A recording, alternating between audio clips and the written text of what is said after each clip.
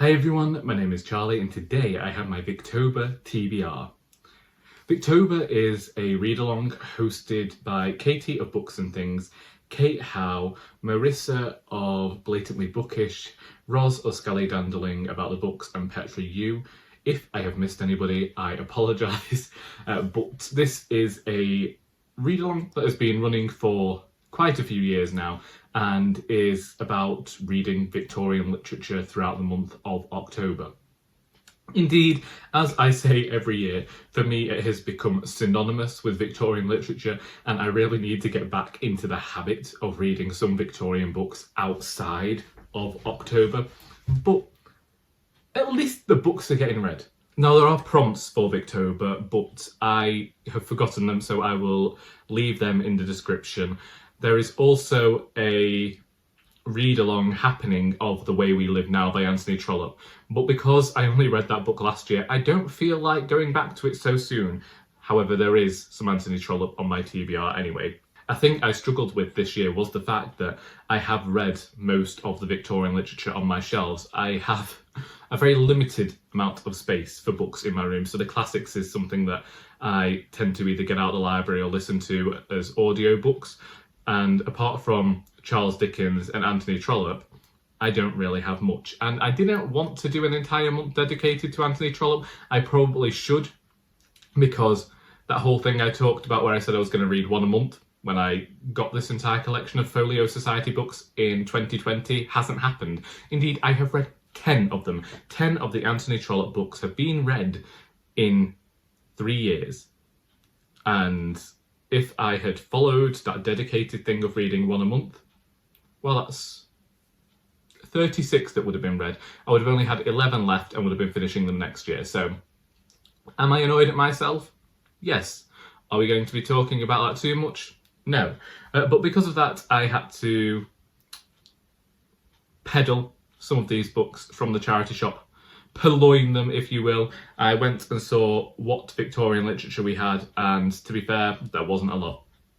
So firstly, I have The Diary of a Nobody, and this is by George and Wheedon Grossmith. One of the things I like about this is that it's rather short and is hopefully humorous, but otherwise, I don't know anything about it. Indeed, that's going to be the same for a lot of the books on this TBR. When it comes to Victorian literature, oftentimes I don't know what it's going to be about. I just know that people have talked about it before and can gauge whether they have enjoyed it or not. Next, I have The Return of the Native by Thomas Hardy. This is a rather nice Franklin Library edition that we've had in the shop for a while. There was an unfortunate incident where a volunteer chose to put bleach in our kettle and boil it. And that didn't do very well, because when bleach reaches that temperature, it created a water fountain in the middle of the kitchen. It was hitting the roof and unfortunately hit the box of the Franklin Library books that we had. So these are a bit stiff and water damaged nowadays. The Return of the Native is a Thomas Hardy novel that I haven't read.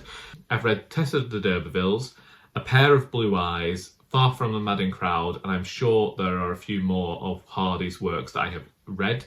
He was one of those that got set for GCSE, and I continued to read afterwards. Specifically Far from the Madding Crowd, because my dad said as a farmer he knew had an adaptation filmed in his field. But when it comes to The Return of the Native, I haven't read it, nor have I read Jude the Obscure, nor have I read that one about a mare.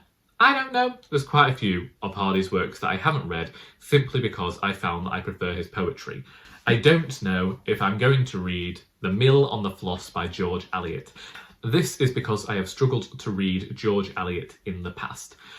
Next, I'm going to go to a book that I got out of the library last week, and that is The Mystery of Mrs. Blencarrow by Margaret Oliphant. And this also includes Queen Eleanor and Fair Rosamond. And I got this because people started talking about Margaret Oliphant's Chronicles of Carlingford. And whilst I do want to read that series, I still have the Barset series by Trollope to read, so I don't want to start a new one, but I do want to read some Margaret Oliphant, and these are rather short and are also the only ones that my library had. Now we'll move on to the books that I already owned, and admittedly, I forgot about these two. So I have the selected letters of Charlotte Bronte, and I am sure that Charlie of Charlie Brooks sent this to me. If she didn't, Emily sent it to me. Somebody sent me this book, and I forgot it was on my shelf. Next, I have Cousin Phillis and Other Stories by Elizabeth Gaskell, and I do not know if I bought this book from a charity shop or if somebody sent it to me. Elizabeth Gaskell has both impressed me and failed to impress me in the past. Next, we're going to a book that I have had either on my shelves or in a drawer for 23 years. Before my granddad died, he gave me his Reader's Digest books. And so that included Tessa de D'Urbervilles, Great Expectations, Jane Eyre, and Around the World in 80 Days. And because I had so few books when I was younger, they got read either pre-adolescence or during my GCSE years. But one of them I never went to was King Solomon's Mines by H. Rider Haggard. And that was because when I saw King Solomon, I immediately thought that I had been gifted a religious text. Why would I think this, you might wonder? And that's because when I was younger, for whatever reason, certain family members kept giving me books that were about religion. And I've never been religious. One of the things that I've been looking for more as an adult is an adventure story that gives me the sensation I had when I was younger, reading more of the adventure stories that were written for that, younger market. Now, since I added this book to my TBR, I have since discovered that there are some instances of racism and colonialism within the text, and that the edition that has recently been published for the teenage market does include a historical note in the back to say that these are the opinions of the time. Other reviewers have said that the author is more celebratory of the other cultures that he's discussing within the book, but as I have yet to read it, I cannot say whether that is true or not. However, I am going into it with that knowledge. Something that interested me was the Reader's Digest. I don't know whether they still exist. I don't know whether they still do this, but it said that in December 1884, Rider Haggard boarded a train, and he and one of his brothers started discussing Treasure Island by Robert Louis Stevenson. Rider said that he felt the book was overrated, and his brother snapped, "I'd like to see you write anything half as good. Bet you a bob you can't." "Done," Rider said. And so it was that in January 1885 he began to write an adventure all his own. 13 weeks later, Haggard completed the novel and dedicated it to all the big and little boys who read it. His book would sell more than 650,000 copies during his lifetime and would become one of the great Victorian classics. And then at the end, it says, given the wager that inspired the novel, we can imagine Haggard's joy when Robert Louis Stevenson sent a letter to say that he admired it. I find there are flashes of a fine, weird imagination and a fine poetic use and command of the savage way of talking, things which both thrilled me, the renowned author wrote. Now, because of that, and because of Kate Howe talking about this book regularly, I have also decided to finally read Treasure Island by Robert Louis Stevenson. I am a big fan of Robert Impin's illustrations, so when this book came into the shop, I knew that I had to have it. This is another one of which I know nothing about, except that I think it involves piracy of some kind, and that despite the fact that the Live Ship Traders trilogy by Robin Hobb is one of my favourite series, I seem to struggle with books set on ships.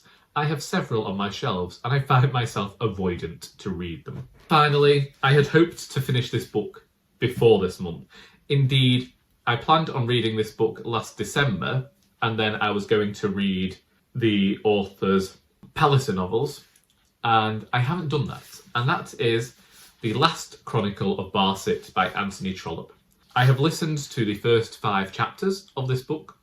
I enjoy the fact that we seem to be going back to basics in terms of the storyline. It is somewhat similar to the way The Warden started, but I would like to finish this book in October. I really enjoy the Barsetshire series. Returning to them has this almost cosy, comfortable feeling because we tend to have met the characters that are within the pages before. I enjoyed my time spent in Barsetshire. However, there are some other books from Anthony Trollope that I also would like to try and read in October. So firstly, we have The Belton Estate, and that is because, again, Kate Howe recently reviewed this book, and I discovered that I actually put it on a TBR either last year or the year before because I was using a generator to decide which one I ought to read next. And I'd also like to read The Claverings because that is another one that I said I would read years ago and have yet to get to. And it's one of those things where, because I have the books on my shelves, when I visit the library and I see library books, I tend to get them because I'm like, well, those books are going to be on my shelves for a while anyway, so I may as well get the books from here, read them, and then I can get to those whenever. And really, I need to be making more of a focus to get through the books that I have on my shelves, and hopefully Victober is going to help me do that. I am most looking forward to getting through some of this Victorian literature, even though I don't think I'm going to read all of it due to the fact that I also have some books in October that have nothing to do with Victorian literature that I want to read. And we know that George Eliot has disappointed me in the past. Anyway, them's the books. If you have any recommendation as to where I ought to start, then please feel free to tell me in the comments. I hope that you have enjoyed this video. What are you reading during Victober? Because until next time, that is all.